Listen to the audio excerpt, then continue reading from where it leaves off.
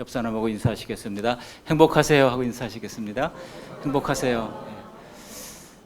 행복할 수 없는 사건, 환경, 기뻐할 수 없는 환경, 이런 것들이 지난 한 주간도 우리를 폭포수처럼 뒤엎었습니다. 코로나 소규모 집단 감염은 계속되고 있고, 또 지역을 가리지 않는 물폭탄이 쏟아져 내렸습니다. 북한의 도발과 군의 느슨한 경계 태세가 도마에 올랐습니다. 또 부동산 문제까지 겹쳐가지고 불안했던 한 주간이었습니다. 요동치는 국제 질서와 또 레바논에서 큰 폭발로 엄청나게 많은 사람들이 고통을 당하는 것을 보았습니다. 우리는 이 땅을 살아가면서 짧은 인생에 적지 않은 수많은 그 문제들을 안고 살아갑니다. 두려워할 수밖에 없는 상황이 계속되고 있습니다. 그러나 오늘 주시는 말씀을 통하여 하나님의 풍성한 위로를 체험하는 여러분들이 다 되시기를 바랍니다.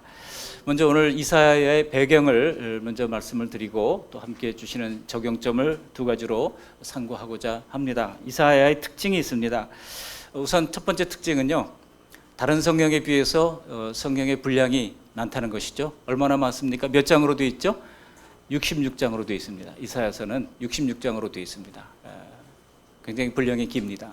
그다음에 두 번째로는 이사야의 특징은 바로 구약 성경이 신약 성경의 구약 성경을 인용하고 있는 그런 제 책들이 많은데, 신약 성경에서 많은 부분을 이사야서에서 인용을 하고 있다는 것입니다.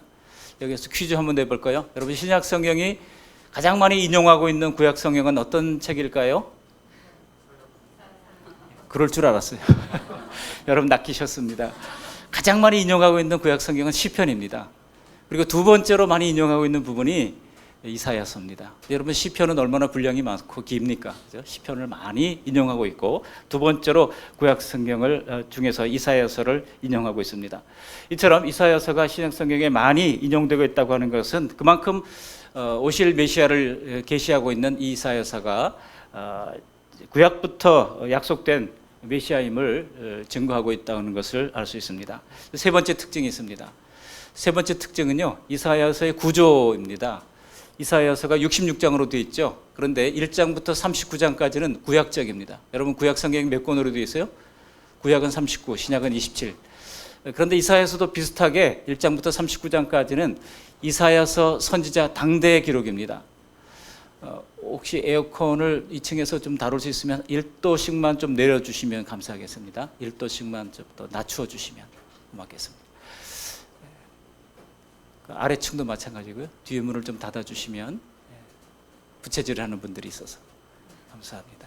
혹시 영상으로 예배를 드리시는 분들도 바른 자세로 예배에 동참해 주시면 감사하겠습니다. 그런데 1장부터 39장까지는 이사야서 당대 이야기예요.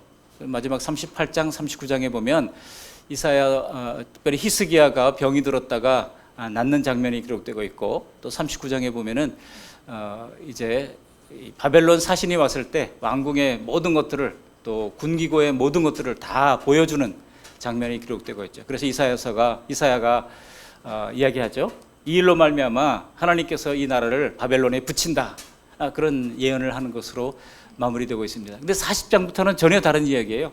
40장부터 66장까지는 전체가 27장인데요. 27장은 신약의 27권과 비슷합니다. 그런데 이 나머지 후반부 27장은 이사야서 선지자 당대 이야기가 아닙니다. 그로부터 약 200년이 지난 뒤에 이스라엘이 완전히 바벨론의 포로가 되어서 돌아오기 직전의 내용을 기록을 하고 있습니다. 그러니까 그때 사람들하고 이사야가 막 대화를 나눈 것 같은 그런 이야기가 기록되어져 있어요. 그리고 또 뛰어넘어서 700년 뒤에 오실 예수 그리스도 메시아를 또 소개하고 있는 장면이 후반부에 기록되고 있습니다. 그래서 학자들 가운데는요, 이 후반부, 즉 40장부터 66장까지는 이사야의 기록이 아니라 그 후에 어떤 사람들이 기록을 했을 것이다. 그래서 아직도 그 후반부를 누가 기록했는지를 찾고 있어요. 이 후반부를 제2 이사야라고 부릅니다. 제2 이사야 논쟁이 지금도 있습니다. 그런데 여러분, 우리 교단을 비롯한 정통교회의 대부분의 입장은 바로 이사야서는 제1 이사야, 제2 이사야 혹은 뭐 제3 이사야를 얘기하는 분도 있습니다만 할 것 없이 이사야서는 전부 다 이사야가 기록했다고 보고 있습니다. 여러분, 성경의 저자가 누구예요? 성경의 저자는 성령님입니다. 그리고 성령님께서 그 시대마다 각 사람들에게 감동을 주셔서 이 하나님의 말씀을 기록하게 했다는 것입니다. 실제로 이사야서 전체가 바로 이사야의 그림을 알 수 있는 것이 우리 예수님께서 이사야 61장을 인용을 하시는 장면이 누가복음 4장에 기록되고 있어요. 누가복음 4장에 보시면 이사야 61장 1절로 3절에 나오는 주 여호와의 영이 내게 내리셨다. 내게 기름을 부으셨다. 가난한 자에게 아름다운 소식을 전하려게 하려 하심이라. 포로된 자에게 자유를, 갇힌 자에게 노임을, 또 여호와의 은혜의 보복의 날을 선포하고, 이런 내용들이 기록되어 있거든요. 이것을 예수님께서 누가복음 4장에 보시면 이렇게 되어 있어요. 4장 16절 이하를 보시면 예수께서 그 자라나신 곳 나사렛에 이르사 안식일에 늘 하시던 대로 회당에 들어가서 성경을 읽으려고 서심해 선지자 누구의 글을 드리거늘? 이사야의 글을 드리거늘 그랬어요. 그러니까 이사야 61장 후반부도 선지자 이사야의 글이라는 거예요. 다른 사람의 글이 아니라고 하는 것입니다. 여기만 있는 게 아니죠. 사도행전 8장 28절을 보시면 빌립 집사가 전도를 하러 나가지 않았습니까? 이디오피아 내시에게 전도를 하는데 이디오피아 내시가 읽는 성경이 이사야 53장 말씀을 읽고 있습니다. 이사야 53장 7절 이하를 읽고 있는데요. 그럴 때 누가가 기록하기를 선지자 이사야의 글이라고 분명히 이야기를 하고 있어요. 이사야 53장도 후반부잖아요. 그러니까 전반부 후반부 할 것 없이 전부 다 성경의 자증은 이사야가 기록한 글이라고 하는 것을 명백히 하고 있습니다. 200년 후의 일뿐만 아니라 더 나아가서 53장 5절을 이하를 보시면 예수님의 고난받는 모습, 즉 700년 후에 일어날 일까지 자세하게 마치 두 눈으로 본 것처럼 묘사를 하고 있다는 것입니다. 거기 보면 그가 찔림은 우리의 허물 때문이요 그가 상함은 우리의 죄악 때문이라. 그가 징계를 받음으로 우리는 평화를 누리고 그가 채찍에 맞음으로 우리는 나음을 받았도다. 주님의 고난을 직접 눈으로 본 것처럼 여러분 이렇게 기록할 수 있었다는 것은 무슨 뜻입니까? 성령께서 이 모든 것을 확실하게 이사야의 눈에 보여주셨다는 것입니다. 환상을 통해서 미리 경험했을 겁니다. 거기서 끝이 아니죠. 장차 예수님이 초림할 때뿐만 아니라 장차 예수님이 재림할 날까지 기록을 하고 있습니다. 이사야 65장 17절, 66장 12절 보시면 두 번이나 예수님 재림으로 완성될 새 하늘과 새 땅을 말씀하고 있습니다. 700년 후가 아니라 어쩌면 2700년도 넘을 그 먼 미래까지 다 생생하게 기록을 남기고 있다는 거예요. 이사야 65장 17절 말씀 같이 한번 읽어보실까요? 시작. 보라, 내가 새 하늘과 새 땅을 창조하나니 이전 것은 기억되거나 마음에 생각나지 아니할 것이라. 자, 오늘 우리가 읽은 부분은 41장이니까 전반부입니까? 후반부입니까? 후반부예요. 우리 후반부가 이런 내용을 가지고 있다라고 하는 것을 우리가 생각을 하시면서 오늘 말씀을 두 가지 요점으로 정리하면서 은혜를 나누고자 합니다. 첫 번째 요점은 바로 인간의 모습입니다. 그것은 본성대로 사는 인간이라는 뜻입니다. 그리고 두 번째 요점은 바로 하나님의 모습입니다. 하나님의 모습은 택한 백성을 결코 잊지 않는다는 것입니다. 먼저 본성대로 사는 인간의 모습을 함께 살펴보도록 하겠습니다. 이 이스라엘 사람들이 왜 바벨론의 포로가 되었습니까? 예레미야서에 있는 대로 그들은 하나님께 범죄했기 때문입니다. 하나님께서 택한 백성으로 그들을 약속의 땅 가나안으로 이끌었지만 그곳에서 그 가나안 민족이 사는 모습을 보면서 따라갔어요.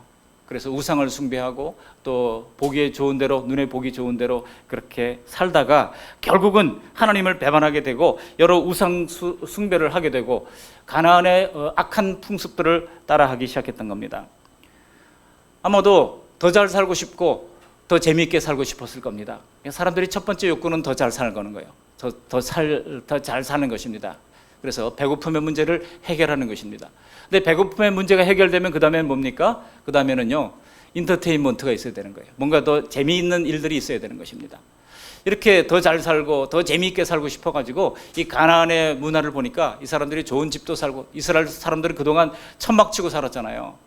광야에서 천막치고 살다가 이 약속의 땅에 딱 들어가서 보니까 이 사람들은 집도 멋있게 지어놨어요. 그리고 보란 듯이 뭐 거칠 것 없이 마음대로 살아가는 겁니다. 그런 모습을 보면서 괜히 자신의 모습이 초라하게 느껴지는 겁니다. 도덕적인 신 여호와 하나님을 섬기는데 저들은 신미적인 신 가나안의 우상들을 섬기면서도 그들은 풍성하고 부유하게 사는 것처럼 보여졌다는 것입니다. 그래서 그들의 악한 풍습을 따라갔다가 결과가 어떻게 됐습니까? 결과는 도리어 두려워서 떨게 되는 비참한 상태에 떨어지고 말았다는 것입니다. 여러분, 하나님이 그들의 왕이 되셨을 때 부족한 것이 있었습니까? 부족한 것이 없었습니다. 하나님은 이스라엘에게 대하여 모든 면에서 최선을 다하셨다고 말씀하고 있습니다. 어디 있습니까? 이사야 5장 4절을 한번 보시겠습니다. 함께 읽어보실까요? 5장 4절. 내가 내 포도원을 위하여 행한 것 외에 무엇을 더할 것이 있었으랴. 거기까지만. 자, 보십시오. 하나님이 이스라엘 백성들을 내 포도원이라고 말씀하시면서 무엇을 더할 것이 있었으랴. 더할 나위 없이 최선을 다하여 하나님께서 이들에게 베풀어 주셨다는 것입니다. 이런 하나님의 최선의 사랑에도 불구하고 그들은 하나님께 진실했던 적이 별로 없습니다. 근데 여러분, 우리도 사실 하나님 앞에 그렇게 과히 성실하지 못하지 않습니까? 그런데 우리는 여기서 이스라엘은 왜 가나안 땅의 우상과는 비교도 안 되는 전능한 하나님을 배반했는가 하는 것입니다. 그래서 가나안의 우상들을 받아들인 것인지 우리가 잘 생각해 볼 필요가 있습니다. 똑같은 죄성을 가진 그들과 우리 아닙니까? 그렇다면 어떤 공통점이 있는 걸까요? 두 가지 공통점이 있습니다. 첫 번째로는 사람들은 도덕적인 신을 싫어한다는 거예요. 도덕적인 신을 싫어해요.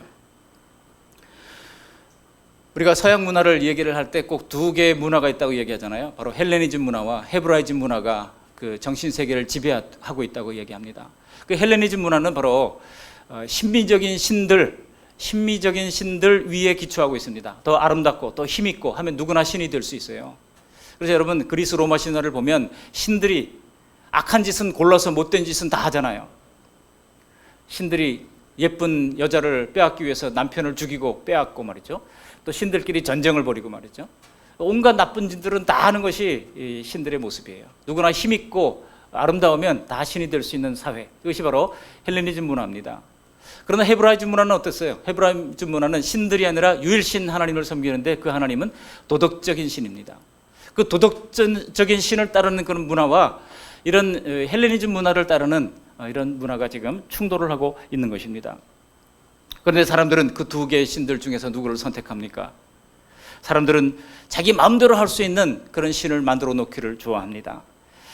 오히려 조각한 신상을 집에다 모시고 걸레로 먼지를 닦아주고 넘어지면 이렇게 세워주고 또 복이 앉으면 깎아내고 했던 그 신들을 섬기면서 음식을 놓고 자라면서 마음대로 이제 섬기고 싶어 하는 것입니다. 마치 알라딘의 램프와 비슷해요. 알라딘이 램프를 막 문지르면요, 거기서 종이 하나 나오지 않습니까? 주인님 부르셨습니까? 하고 얘기를 하면서 무엇이든지 말만 하세요. 제가 들어드리겠습니다. 라고 하는 겁니다.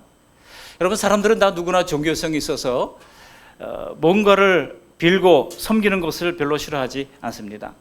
다만 단 하나 싫어하는 것이 있다면 도덕적인 신은 싫어하는 것입니다. 동서고금을 막론하고 바르게 살라고 하는 신은 별로 사람들에게 인기가 없었습니다. 이거는 부모들이 아이들에게 잔소리를 하는데요, 아이들이 싫어하지 않습니까? 부모 잔소리 듣기 싫어하는 것과 마찬가지입니다. 이들이 생각할 때 하나님은 너무나 지나치게 간섭한다고 생각했어요. 실제로 수많은 선지자들을 통하여 하나님은 간섭해 오셨습니다. 그리고 성경을 통하여 매일매일 너무 우리의 삶을 일거수일투족 간섭하시는 것 같잖아요. 그러나 가나안의 우상신들은 너무나 편리한 겁니다. 말을 못하니 내가 어떻게 살든지 전혀 간섭하지 않습니다. 언제든지 내가 필요할 때 가서 소원을 빌고 돌아오면 그만인 편리한 신을 더 선호하고 있다는 것입니다. 그런데 여러분, 만일 우리가 내 생각과 행위를 간섭하시는 하나님을 지각하면서 살지 않는다고 하면 우리도 이스라엘의 실패, 우상 숭배의 실패를 반복할 수밖에 없는 것입니다. 그들이나 우리나 똑같은 이 특징이 있다면 바로 도덕적인 신을 싫어했다는 거예요. 두 번째 특징이 있습니다. 도덕적인 신은 싫어하고 두 번째 특징은 우리 인간의 본성대로 살기를 더 좋아했다는 겁니다. 인간의 본성이 뭡니까? 죄를 좋아하는 죄성입니다. 바로 이것이 가나안 땅의 문화였습니다. 당시 모든 사람들이 살아가던 방식이었습니다. 그런데 이스라엘이 가나안 땅에 들어가서 살다 보니까 자신들은 너무나 초라해 보이고 자신들은 여호와 하나님 앞에 너무 얽매여서 사는 것 같은 겁니다. 반면에 가나안 사람들은요, 죄성이 추구하는 문명과 문화를 만들어내면서 거침없이 본성대로 살아가고 있었던 겁니다. 근데 그들의 문화가 훨씬 더 아름다웠고 그들의 문화가 훨씬 더 멋있어 보였던 겁니다. 우상 종교의 제사들을 보면은 다 사람들에게 즐거움을 주지 않습니까? 결국은 문란한 축제로 이어지게 됩니다. 바로 그런 것이 인간의 죄성이 추구하는 것입니다. 그러나 이스라엘은 하나님이 주신 레위기의 율법대로 살아갔습니다. 혹시나 그 율법을 하나로도 어길까 봐 그들은 전전긍긍하면서 613가지의 율법을 지키기 위하여 날마다 힘을 쓰면서 살아갔던 겁니다. 하나님께 출애굽기 보면은요, 하나님께 이 향을 제조해서 드리는 이 방법이 나오잖아요. 그 향을 제조하는데도 그 제조하는 법대로 제조를 해야 했죠. 그리고 그것을 자신을 위하여 하나님께 드려야 되는데 자신을 위하여 똑같은 방법으로 향을 제조해서는 안 된다고 하나님께서 엄히 경고를 하시는 것을 볼 수가 있습니다. 그러니 여러분 다들 쉽게 사는 것 같은데 우리만 여호와 신앙을 가지고 힘들게 사는 것 같은 느낌이 들었던 것입니다. 어쩌면 지금 예수 믿는 것도 그렇지 않습니까? 다들 주일이면 편하게 쉬는데 우리만 교회에 나오지 않습니까? 사실 신앙 생활하다 보면 지키라는 게 또 얼마나 많습니까?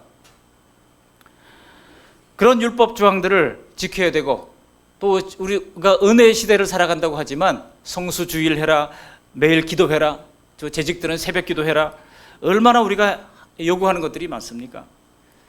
이스라엘도 마찬가지였습니다. 그러다 보니까 점점 마음속으로 가나안의 우상 숭배와 풍속들이 훨씬 더 좋아 보였던 겁니다. 그러나 가나안은 오늘 우리가 사는 이 세상의 넓은 길에 해당합니다. 우리 예수님께서 좁은 길을 가라고 말씀하지 않았습니까? 넓은 길은 평안한 길이요 많은 사람들이 다 몰려가는 것 같지만 그 결과는 사망이라고 말씀하고 있습니다. 그렇기 때문에 우리는 어디까지 이 세상 문화를 받아들여야 할지 늘 고민할 필요가 있습니다. 세상 문명과 문화 안에는 거의 하나님이 없는 경우가 대부분입니다. 온갖 음악, 드라마, 스포츠, 미술, 소비 문화가 다 그래요. 구약 성경에서 악기를 많이 만들어서 예배 찬양에 사용했던 사람이 다윗인데요. 이 다윗조차 아모스에 보면은요, 이렇게 다윗의 아픈 점을 꼭 꼬집고 있는 것을 볼 수 있습니다. 아모스 6장 5절 말씀 함께 읽어보실까요? 시작. 비파에 맞추어 헛된 노래를 지절거리며 다윗처럼 자기를 위하여 악기를 제조하며. 다윗처럼 자기를 위하여 악기를 제조했다는 겁니다. 하나님을 위하여 악기를 만들고 찬양했던 것이 아니라 다윗도 자기를 위하여 음악을 만들고 자기를 위하여 즐거워했다는 것입니다. 그러면서 당시에 이 유다 사람들이 그랬다는 겁니다. 헛된 노래라고 말씀하고 있습니다. 하나님의 안목으로 볼 때는 헛된 노래였어요. 음악을 만들어서 자신들이 위안을 삼고 행복감을 느꼈을지 모릅니다. 그러나 하나님께서 보내신 선지자의 눈에는 그것이 바로 헛된 노래에 불과했다는 것입니다. 제가 언제도 말씀드렸죠. 신라의 달밤 아무리 불러봐도 결국은 하나님의 눈으로 볼 때는 헛된 노래에 불과하다는 것입니다. 요즘 임영웅 노래 얼마나 참 감성을 자극합니까? 대단한, 그렇게 한순간에 사람들을 휘잡아 이렇게 집중시키는 모습을 보면 확실히 타고난 사람이 분명합니다. 그러나 그럼에도 불구하고 여러분 오디션 프로그램 다 재능 있는 사람들을 세워놓고 즐기는 것 아니겠습니까?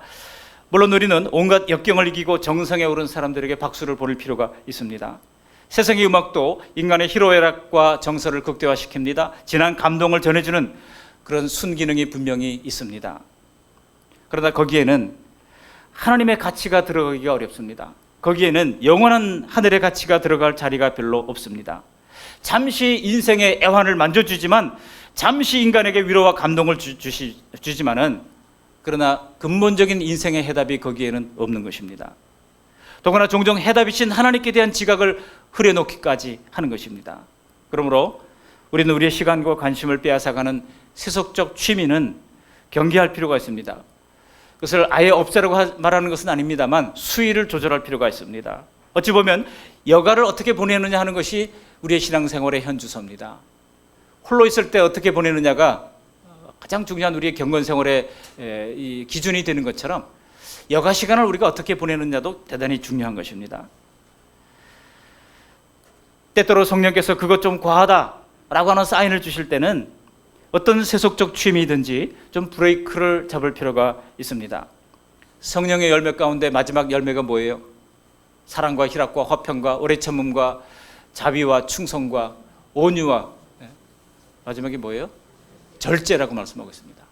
그 절제의 열매를 우리가 가질 필요가 있습니다. 그래야 그나마 겨우 기도하고, 그래야 그나마 겨우 성경 볼 시간을 낼 수 있지 않습니까?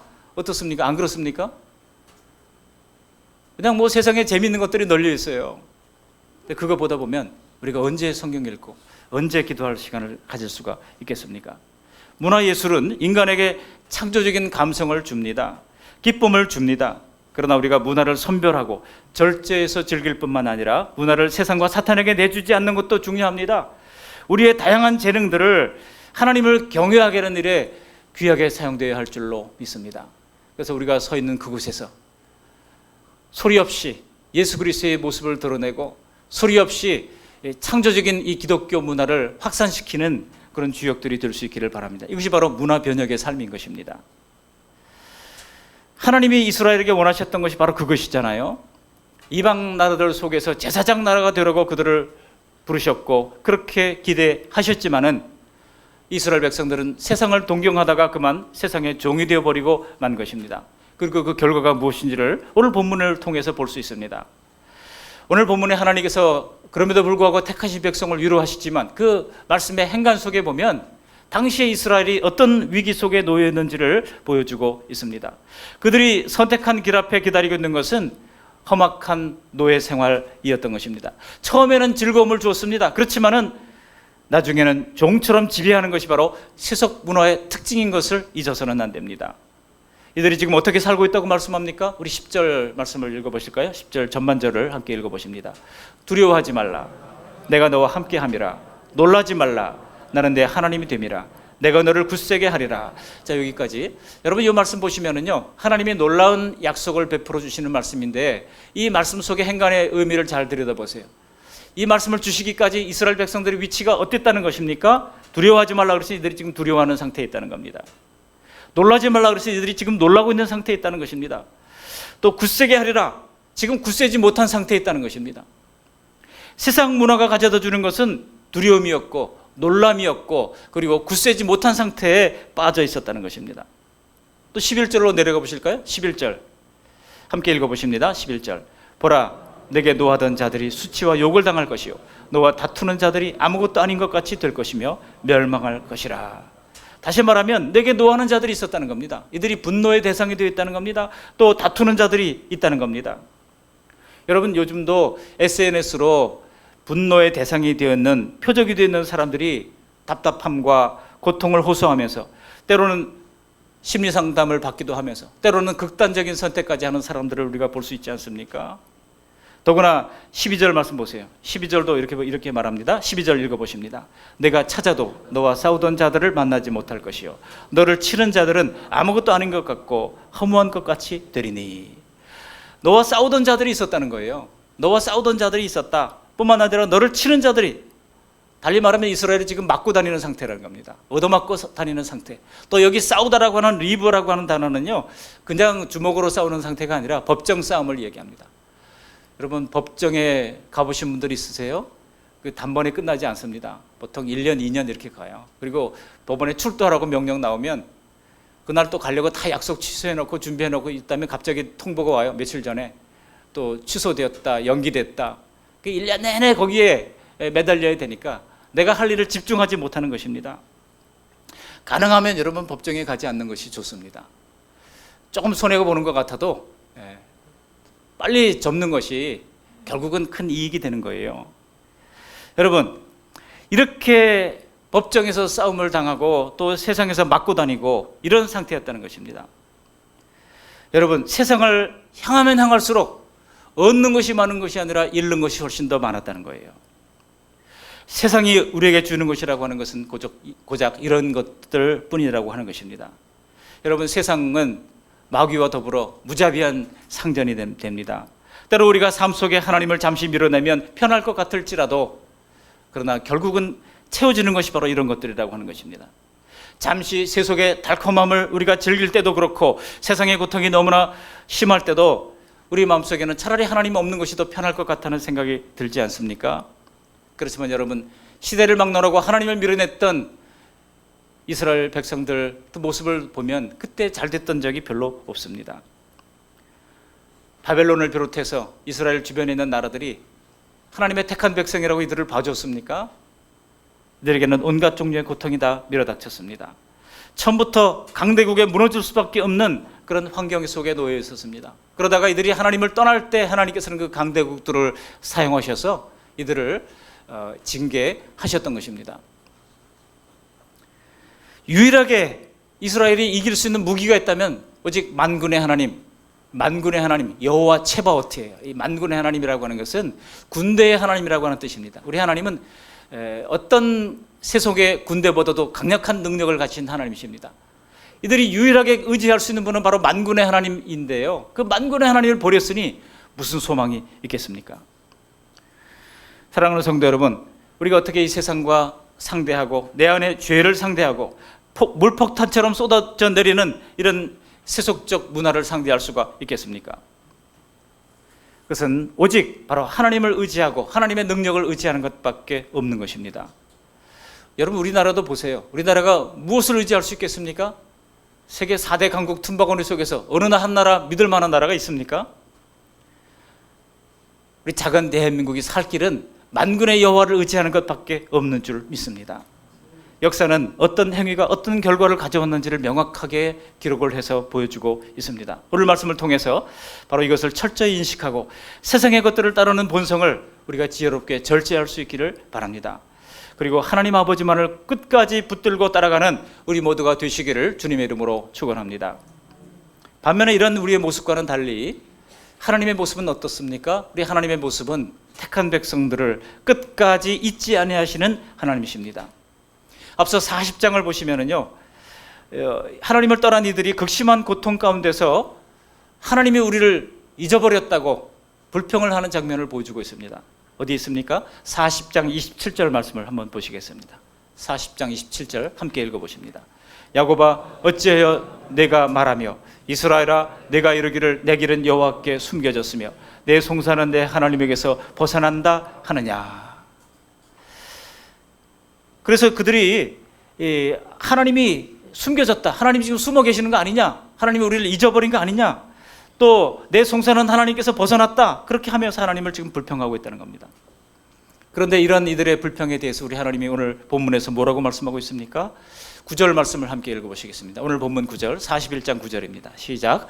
내가 땅끝에서부터 너를 붙들며 땅 모퉁이에서부터 너를 부르고 내게 이르기를 너는 나의 종이라, 내가 너를 택하고 싫어하여 버리지 아니하였다 하였노라. 이들이 싫어할 만한 일을 했어요. 싫어할 만한 짓을 했습니다. 그럼에도 불구하고 하나님은 약속하십니다. 내가 너를 붙들어 주겠다, 너를 불러주겠다, 너를 나의 종으로 삼아주겠다, 택해주겠다, 너를 버리지 않겠다고 말씀하고 있는 것입니다. 우리는 성경에서 종종 하나님이 자신을 어떻게 보여주고 계신지를 통하여 하나님을 잘 믿어야 합니다. 한 번 택하신 자들을 하나님께서는 그들이 한 번, 두 번 넘어졌다고 해서 결코 버리지 않으신다고 하는 것입니다. 오늘 본문 8절에 보시면 이렇게 말씀하시죠. 8절 말씀도 읽어보시겠습니다. 8절. 그러나 나의 종 너 야곱아, 내 이스라엘아, 내가 택한 야곱아, 나의 벗 아브라함의 자손아. 여기서 하나님이 이스라엘 백성들을 야곱이라고 부르잖아요. 여러분, 야곱이라고 하는 이름의 뜻이 뭔지 아시죠? 발뒤꿈치를 잡은 자, 혹은 교활한 자, 또 속이는 자, 약탈자, 이런 뜻을 가지고 있는 이름이 바로 야곱입니다. 그러므로 이러한 호칭은요, 조상 야곱이 그랬고 그 야곱의 후손 이스라엘도 그랬다는 것입니다. 그런 약점에도 불구하고 하나님께서는 나의 벗 삼아 주시겠다는 거예요. 나의 벗 아브라함아라고 말씀하고 있습니다. 하나님이 야곱을 선택했다는 겁니다. 우리도 과거에 그런 사람이었는데 우리 모두가 하나님이 선택해서 바로 이 자리에 예배하고 있다는 것입니다. 아브라함도 마찬가지 아닙니까? 여러분, 아브라함이 아버지가 누구예요? 데라라는 사람인데요, 이 갈대아 우르에서 우상을 만들어 팔던 사람입니다. 그랬으니 그 가정이 건강한 가정일 리가 없죠. 그런데 하나님께서 선택하셨어요. 주권적으로 선택하셔서 아브라함을 하나님의 자녀 삼아 주시고 믿음의 조상으로 삼아 주신 것입니다. 이런 보잘것없는 이스라엘을 하나님께서 주권적으로 선택해 주셔서 자기의 친백성 삼으셨다는 것입니다. 문제가 없는 사람을 선택한 것이 아니에요. 처음부터 문제가 많은 것을 알고도 하나님의 자녀 삼아 주셨으니 그들이 한두 번 넘어진다고 해서 하나님이 실망하고 좌절할 게 아닙니다. 하나님이 그럼에도 불구하고 내가 그럴 줄 다 알았어, 그런데 내가 너를 선택했어 하고 우리를 붙잡아 주시는 것입니다. 여러분, 우리 이런 하나님의 속성과는 달리 우리 사람은요, 얄미운 사람 잘 견디지 못합니다. 미운 짓 하는 사람 참 참기가 어렵습니다. 그러나 우리의 하나님 아버지는 어떤 분이십니까? 참 다행하게도 우리의 하나님 아버지는 우리의 미운 짓을 잘도 참아주시는 하나님이십니다. 심지어 사랑하는 마음이 조금 더 변하지 않으시는 하나님 아버지가 되십니다. 이것은 우리 하나님 아버지의 사랑이 얼마나 위대한가를 보여주는 대목입니다. 정말 하나님이 우리를 친아버지처럼 받아주시기에, 하나님의 친백성 삼아주시고 친자녀 삼아주시기에, 디도서가 그렇게 말씀하고 있잖아요. 우리의 친백성 삼아주신다고 말씀하고 있지 않습니까? 그렇기에 포로의 삶으로 고통당하는 자기 백성을 바라보시면서 하나님께서는 긍휼히 여겨주시는 것입니다. 40장 1절에 보면 이렇게 말씀하고 있어요. 40장 1절에 보면 같이 한번 읽어보실까요? 너의 하나님이 이르시되 너희는 위로하라, 내 백성을 위로하라. 옆에 사람과 한번 이야기합시다. 위로합시다. 시작. 위로합시다. 위로합시다. 그러니까 서로 한번 위로합니다 이렇게 얘기해 볼까요? 위로합니다. 시작. 위로합니다. 얼마나 불쌍합니까? 우리가 사실 알고 보면 불쌍하잖아요. 불쌍하지 않은 사람이 한 사람도 없어요. 어린애들은 어린애들대로 불쌍하고, 또 어르신들은 어르신들대로 불쌍하고. 저희 어머님이 95세신데 또 살아가는 모습 보니 참 불쌍합니다. 아직까지는 음식 잘 드시고 소화 잘 되시니까 감사한데, 뭐 휠체어 없으면 조금 더 움직일 수가 없으니까 늘 그래도 의지는 대단하신 것 같아요. 그러신데 참 어르신 성경 말씀이 딱 맞구나. 인생이 70이고 강건하면 80이라도 수고와 슬픔뿐이라고 그러지 않습니까? 시편 90편 10절에 수고와 슬픔뿐인 인생, 그 인생이 젊을 때 아무리 화려했고 아무리 열매가 많았다면 뭐합니까? 노년의 참 모습이 그렇게 쓸쓸한 것이 인생인 것입니다. 젊을 때 건강했으면 뭐합니까? 나중에 이것저것 병들어 아프면 다 연약하고 약하고 또 슬플 수밖에 없는 것이 인생인 것입니다. 그런 백성을 위로하라고 말씀하고 있습니다. 매맞고 아픈 자식을 싸매주지 않는다면 부모가 아니죠. 그런 것처럼 우리 하나님의 아버지가 되시기에 우리가 세상에서 깨어지고 이리저리 상처받고 두려움에 빠져있는 우리를 위로하시는 하나님이 되시는 것입니다. 하나님은 우리에게 어떤 위로가 필요한지를 가장 잘 아시는 분이십니다. 그래서 지금 우리 각자의 마음속에 있는 두려움에 대하여 두려워하지 말라고 말씀하고 있는 겁니다. 오늘 본문에서 하나님이 결심이 나오잖아요. 하나님의 결심. 하나님이 뭐라고 결심합니까? 두려워하지 말아라, 굳세게 하리라, 도와주리라, 붙들리라. 이 하나님의 결심들을 읽어보다가 너무나 감격했어요. 그 중에 가장 큰 감격이 오늘 말씀의 제목입니다. 붙들어 주신다는 거예요. 전능하신 하나님이 붙들어 주신다면 여러분, 세상에 어떤 악이 우리를, 하나님의 손에서 우리를 탈취해 갈 수가 있겠습니까? 마치 포로된 이스라엘처럼 질병으로, 환경으로, 믿음이 연약함으로, 걱정으로, 염려로 짓누르는 모든 상황 속에서 하나님이 우리에게 명령도 주십니다. 두려워하지 말라, 놀라지 말라 말씀해 주시는 것입니다. 지금도 고통 속에 있는 우리 형제 자매들을 우리 하나님은 그렇게 붙들어 주실 것입니다. 그리고 놀라운 승리를 허락해 주실 것입니다. 우리 11절 말씀 다시 한번 읽어보십니다. 11절. 보라, 내게 노하던 자들이 수치와 욕을 당할 것이요 너와 다투는 자들이 아무것도 아닌 것 같이 될 것이며 멸망할 것이라. 정말 이 말씀 그대로 이 바벨론을 통하여 짓누르던 그 이스라엘이, 그 바벨론이 어떻게 됐습니까? 하나님이 고레스라고 하는 사람을 일으키셨죠. 그 페르시아의 고레스라고 하는 사람을 통하여 바벨론을 무너뜨리게 된 거 아니겠습니까? 70년 만에 그래서 해방의 기쁨을 허락해 주셨던 것입니다.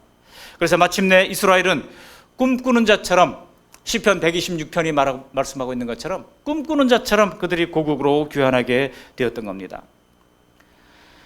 우리를 무고하게 고소하고 힘들게 하는 사람들이 있습니다. 그래서 그들을 이기려면 어떻게 되겠습니까? 그들을 이기려면 법정에서 분명한 근거를 가지고 우리가 대항을 해야 되지 않겠습니까? 그렇듯이 우리의 죄를 가지고, 우리의 실수와 우리의 넘어짐을 가지고 우리를 참수하는 자가 있다고 말씀하고 있습니다. 그 참수하는 자가 누굽니까? 요한 1서에 따르면 바로 사탄이 우리를 참수한다고 말씀하고 있습니다. 근데 여러분, 그 사탄의 참소라고 하는 말은 고소한다는 뜻이에요. 이 사탄의 참소에 우리를 건져줄 수 있는 그 근거는 무엇입니까? 바로 우리 주 예수 그리스도의 십자가의 대속인 것입니다. 너희가 회개하고 돌아왔기에, 너희가 돌이켜서 경건한 사람이 되었기에 그것을 근거로 도와주신다는 말이 아니에요. 하나님이 우리를 도와주시는 것은 태초부터 하나님께서 선택하셨기에 우리를 도와주신다는 것입니다. 사실 우리의 신앙의 성숙이라고 하는 것이 그냥 거의 제자리에 맴도는 것 같지 않습니까? 처음에 신앙생활할 때 그 열정을 지금도 그대로 가지고 있습니까? 그렇지 못하잖아요. 예수 믿은 지 10년이 되고 20년 되고 30년 되면 시간에 가면서 우리가 점점 더 성숙한 모습으로 나아가고 있습니까? 그렇지 못하잖아요. 거룩하게 되려고 노력을 하지만 잘 될 때보다 잘 안 될 때가 더 많잖아요. 그런데도 도와주시는 것은 왜 그렇습니까? 바로 하나님이 우리를 처음부터 선택하셨고 예수님의 속죄의 보혈이 우리를 변화하실 것이기에 우리를 끝까지 붙잡아 주시는 것입니다. 여러분, 예수 믿고 지금까지 돌이켜 보세요. 처음에 예수 믿었을 때와 지금 내가 그때보다 좀 더 의로워졌습니까? 아마 조금 더 나을 수 있을지는 몰라요. 그런데 여전히 돌아서면 우리는 넘어지고, 여전히 돌아서면 우리는 욕심에 빠지고, 여전히 돌아서면 남을 비방하고, 이런 것이 바로 우리의 모습 아닙니까? 그러나 그럼에도 불구하고 끝까지 붙들어 주시는 이유는 하나님이 우리를 선택해 주셨기 때문입니다. 마치 토기장이가 토기를 만들어 두고 어떤 것은 귀하게 사용하고 어떤 것은 천하게 사용할 권리가 있는 것처럼, 하나님이 야곱을 선택해 주셨던 것처럼, 야곱이 의로워서 선택했던 게 아니거든요. 하나님의 주권적 사랑으로 선택해 주신 것입니다. 말라기에 보면 하나님이 야곱을 선택하셨다고 말씀하고 있습니다. 하나님의 신비예요. 왜 야곱을 선택하셨는가? 거기에 대해서 우리가 이렇쿵 저렇쿵 말할 수가 없습니다. 하나님이 우리를 붙들어 주시는 것은 우리를 처음부터 놀라운 하나님의 신비적 사랑으로 선택해 주셨기 때문에 우리가 하나님의 은혜 가운데서 보호를 받을 수 있는 것입니다. 믿으십니까? 이것이 바로 기독교인 것입니다. 여러분, 기독교를 오해하지 마세요. 우리가 아무것도 안 해도 하나님께서 선택해 주십니다. 그렇다고 아무것도 안 해도 되니까 제멋대로 살라고 하는 말씀은 결코 아닙니다. 하나님의 말씀의 지배를 받으면서 조금씩 이 거룩한 삶을 살아가며 성화된 모습으로 살아갈 분투하며 노력하는 것이 있어야 할 것입니다. 그래서 오늘 범죄하고 벌을 받는 이스라엘에게도 우리 하나님께서 뭐라고 말씀합니까? 우리 본문 13절 말씀을 함께 읽어보시겠습니다. 13절. 이는 나 여호와 너의 하나님이 내 오른손을 붙들고 내게 이르기를 두려워하지 말라, 내가 너를 도우리라 할 것임이니라. 아멘. 여러분, 그렇다면 사랑하는 성도 여러분, 하물며 주님을 따르려고 이렇게 안간힘을 쓰는 우리를 하나님이 돕지 않으시겠습니까? 내가 고통의 어둠의 시간을 보내고 있을 때 누군가가 다가와서 나의 손을 붙들고 용기를 내, 힘을 내, 내가 끝까지 함께 할게, 그렇게 해준다고 하면 얼마나 고맙고 얼마나 위로가 되겠습니까? 오늘 하나님이 내 손을 붙드시고 평생 그 손을 놓지 않으시겠다고 지금 우리에게 말씀하고 있는 것입니다. 두려워하지 말라, 내가 너를 붙들겠다. 그리고 놀라지 말라, 주님께서 계속해서 말씀해 주시는 것입니다. 그리고 내가 너를 굳세게 하리라, 도와주리라, 붙들리라, 놀라지 말라, 계속 말씀하시는 주님의 음성을 들으시기를 바랍니다. 말씀을 정리합니다. 히브리서 4장 15절 말씀대로 우리에게 있는 대제사장은 우리가 있는 모든 것을 동정하지 않는 분이 아니십니다. 동정하다라고 하는 단어가 옛날 개혁 성경에는 체휼하다라고 되어 있습니다. 우리 예수님은 우리가 당하는 모든 고통을 다 체험하신 분이십니다. 십자가상에서 주님께서 못 박히시면서 우리가 육체로 당하는 모든 고난을 주님께서 다 경험하셨습니다. 그리고 어린 시절에 아버지를 여의고 또 최소 6명의 형제들을 또 어머님을 모시고 가장에 되어서 온갖 세상의 가난함을 다 경험했던 예수님이십니다. 인생의 모든 결핍을 다 당해보셨던 분이십니다. 악에게 고통을 당해보셨습니다. 사람들에게 아픔을 당해보셨잖아요. 그렇기 때문에 지금 고통당하는 우리를 아시면서 위로해 주시면서 격려해 주시는 것입니다. 따라서 우리가 할 일이 무엇입니까? 따라서 우리가 할 일은 매일 이러한 우리 하나님 아버지를 향하여 구원을 요청하면서 기도하면서 우리의 시선을 하나님 아버지로부터 떠나지 않는 것입니다. 주님을 향한 시선을 놓치지 않는 것입니다. 세상의 문화의 순기능이 있다고 해서 거기에 함몰되지 마십시오. 세상의 문화를 우리가 때로는 누리다가도 즉각 주님 앞으로 돌아오시기를 바랍니다. 마지못해 주님을 따르는 것이 아니라 마음으로 주님을 따라가는 저와 여러분들이 되셔서 이 세상을 살아갈 때 어둠에 물드는 것이 아니라 세상 속에서 소금이 되고 빛이 되어 내가 속한 세상을, 주변을 밝히는 그런 빛이 되고 소금이 되는 저와 여러분들이 되시기를 주님의 이름으로 축원합니다. 아멘. 고마우신 하나님 아버지, 날마다 귀한 주님의 말씀 들려주신 것을 감사를 드립니다. 하나님, 우리가 하나님 앞에 신실하지 못함에도 불구하고, 우리가 하나님 앞에 정직하지 못함에도 불구하고, 우리가 하나님 앞에 넘어지고 실패함에도 불구하고, 우리가 수많은 실수를 저지름에도 불구하고, 그럼에도 불구하고 하나님이 주권적 사랑으로 우리를 선택해 주셨기에 내가 너를 굳세게 하리라, 도와주리라, 붙들리라, 두려워하지 말라, 놀라지 말라 말씀하시면서 위로해 주시는 것을 고맙고 감사합니다. 하나님 아버지, 이렇게 우리를 긍휼히 여겨주시는 하나님을 신뢰하면서 하나님 아버지, 지금은 고통당하는 우리의 이웃들을 말없이 위로해 주는 삶을 살아갈 수 있도록 도와주시고, 하나님이 주님을 향한 시선을 거두지 아니하도록 은혜를 베풀어 주셔서 날마다 주님의 크신 능력의 정중에 붙들리는 복된 주의 백성들 다 될 수 있도록 은총 내리워 주시옵소서. 예수님 거룩하신 이름으로 감사하며 기도합니다. 아멘.